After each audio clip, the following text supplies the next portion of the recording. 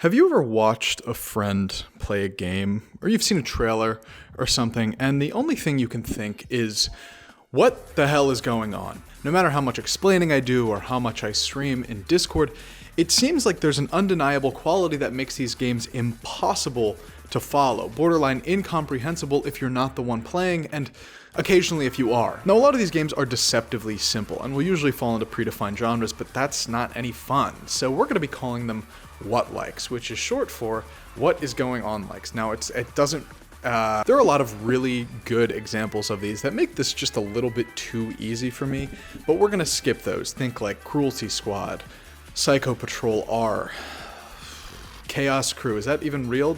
Recently, I was playing Killbug, a game where you kill bugs and also play a bug that kills. So today, of course, because of that, we're going to dive into my incredibly loose, made-up genre, because seriously, what is going on?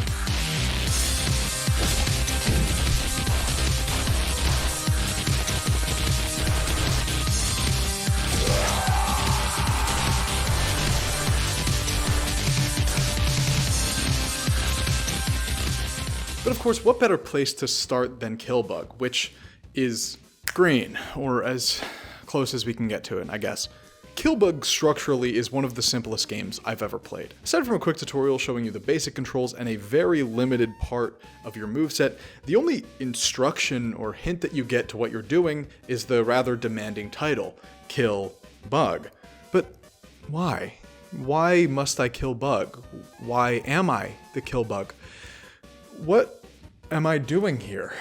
No, seriously, what am I doing? Is there no better way I can spend my time? But as a rather progressive killer, no bug is spared. The entirety of this game takes place in a rather spacious arena against an endless onslaught of enemies. The tutorial, of course, introduces you to the game's only mechanics: shooting, wall running, melee, and jumping. These are the only things you can do, I swear. But after that, Killbug wastes no time thrusting you into the action. The moment you step foot into the arena, the bugs don't stop. You might start to panic when the centipedes show up, but don't worry, they're harmless. In fact, they're probably the most important enemy in the game as far as your survival goes. One of the things that makes Killbug's fast-paced gameplay so thrilling is its many hidden complexities. And the least hidden of these is the fact that successful melee kills will fully reload your gun and also heal you, which is what makes the centipedes so vital to survival. Coupled with our first hidden mechanic, the ground pound, centipedes become your own personal health pack. Once you figure this out, the game becomes quite a bit easier, but it immediately ramps up considerably after adding the spiders, hives, and then its first boss, the tapeworm. Now, the rest of this will be easier if we cover the final pieces of our moveset. There are 3 more little tricks we can do, and they're all a little spin on the same thing. Starting with the knife jump, this one is very self-explanatory. This will give us a little boost into the air, a little bit higher than the regular jump. The second is the demon shot, obviously, which is a single high damage shot that automatically primes when you knife jump and pierces through enemies.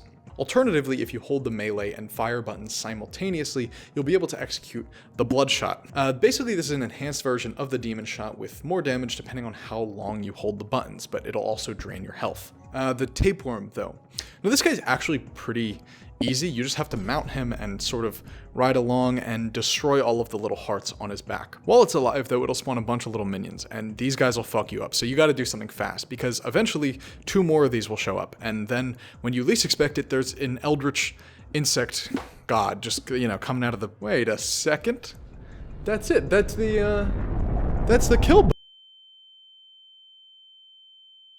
If you thought the last one was bad, wait till you see Severed Steel. You know that thing Black Ops 6 keeps promoting? Yes, this is how long ago I wrote this. The Omni movement. Basically, the idea of it is that you can dash and sprint and dive in any direction, right?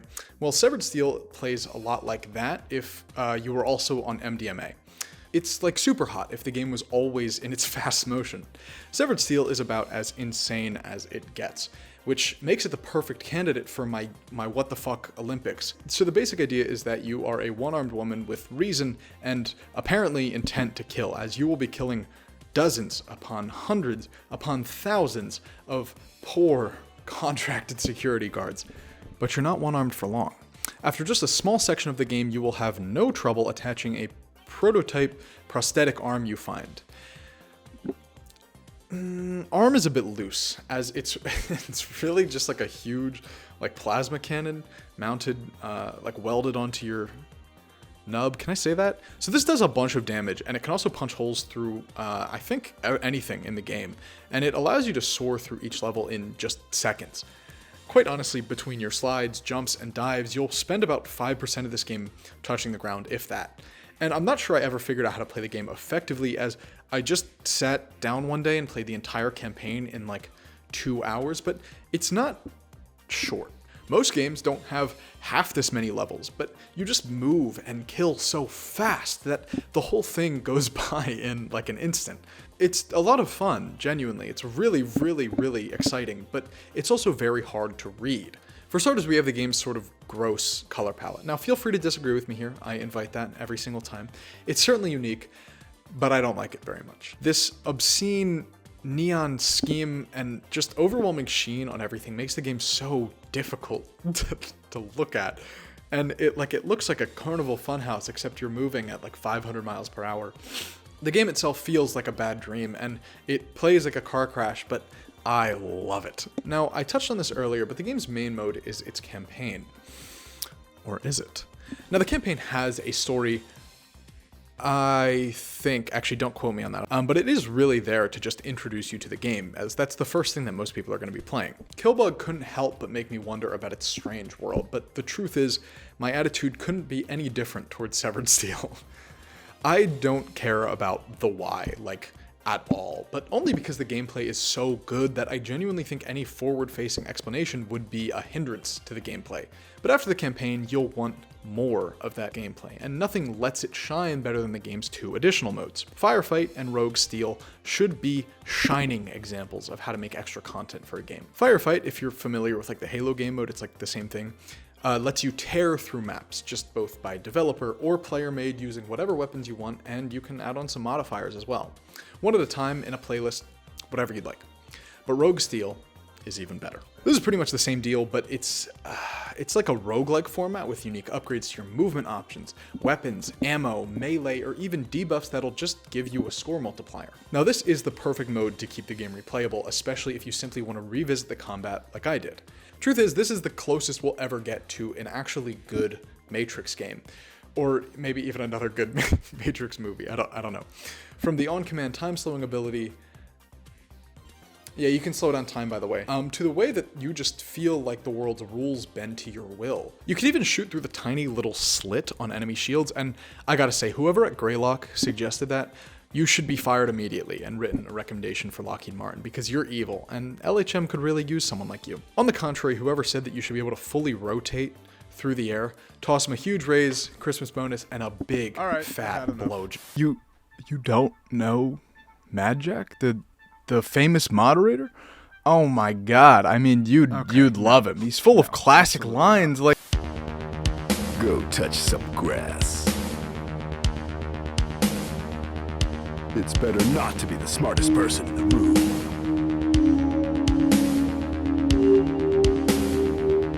Make a new friend every day. What the Like, fuck? comment, and What is this guy subscribe." talking about? Mullet Magic is, dare I say, an arcade masterpiece. Yes, technically it's a boomer shooter. Yes, technically it's a roguelike, but who cares? It's just fun, and I mean, it's not like you can tell anyways. So in this, of course, you play as our beloved moderator, Jack, who is on a quest to save a famous influencer who is being held captive by Mr. Bullet, who is one of the world's most powerful robillionaires. I'm not joking. And this shit right here, this is the epitome of what this video is all about. I'm sure there are people at home watching this and thinking to themselves, how is this even fun? And my reciprocal question for you is, how is it not? I mean, look at it. Magic falls into that rare category of games that's really difficult to decipher, even if you're the one behind the wheel. And I think for some reason, for me at least, that's part of its allure. I absolutely love the fact that I have to unconditionally lock in no matter what stage of the game I'm in, because it just does actually take that much of the brain's processing power. If you haven't realized already, Mullet Magic is a satirical stab at a hyper-consumer culture. I mean, for God's sake, you literally play as a Twitch streamer who's paid to kill people for a pair of shoes. Yes, that's the actual plot, not that it matters anyways, whatever. Moving on. Your death, just another product to be consumed. A few seconds of entertainment in a constant But then, stream of wait a second. bullshit. Actual capitalist meta commentary in my robot killing arcade game? I mean, the game already was operating at the level of subtlety of a nuclear bomb, but this dude is just spitting bars. I mean, when I got here, I turned my music off to listen to him, which is about the highest praise that I can give for a game like this. But it accomplishes everything it sets out to do really, really well by just nailing this like ultra stylized neon Miami Vice like 80s aesthetic, mixed with, of course, like the futuristic cyberpunk aesthetic, and it does such a good job of looping its themes into the gameplay as well. For example, in Magic, you don't have health, not in the traditional sense at least. Instead, you have time, kind of like that movie with Justin Timberlake. It's not that good, just whatever. Each level will start you with 10 seconds.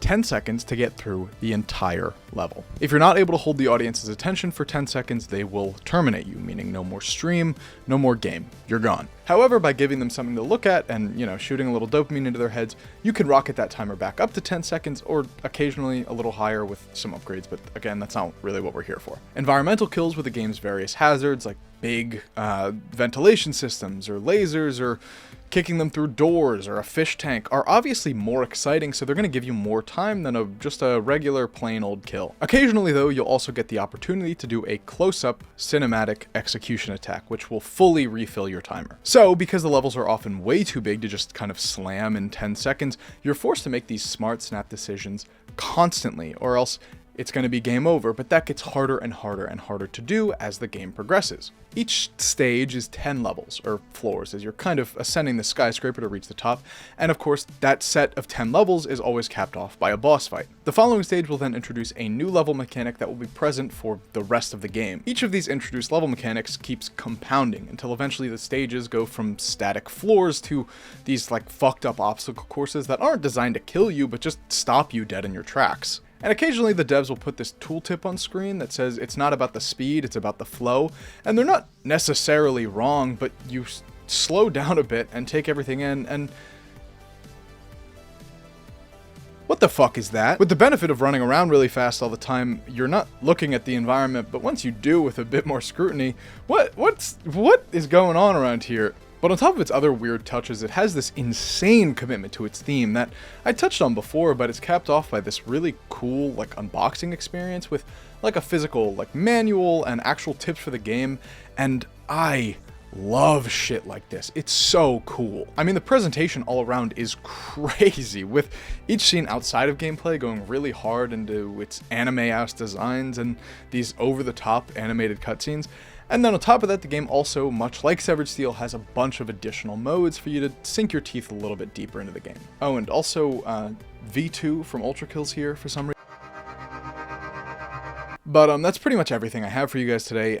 Seriously, thank you all so much for tuning in. I know this was a little bit different, and I'm sorry for the wait, of course, but that's nothing new around here. But if you like this video, please let me know down in the comments. If you want to see more videos like this, let me know. If you have any suggestions for other whatever I called them. And of course, while you're here, you might as well subscribe and hit the like button as well, as both would actually help out more than a lot of people realize. And of course, I'm going to take this opportunity to thank you once again for sticking around, especially if you're still here, especially if you subscribed, liked, all that stuff. Yeah, thank you all once again for tuning in. Have a wonderful night, and I'll catch you in the next one.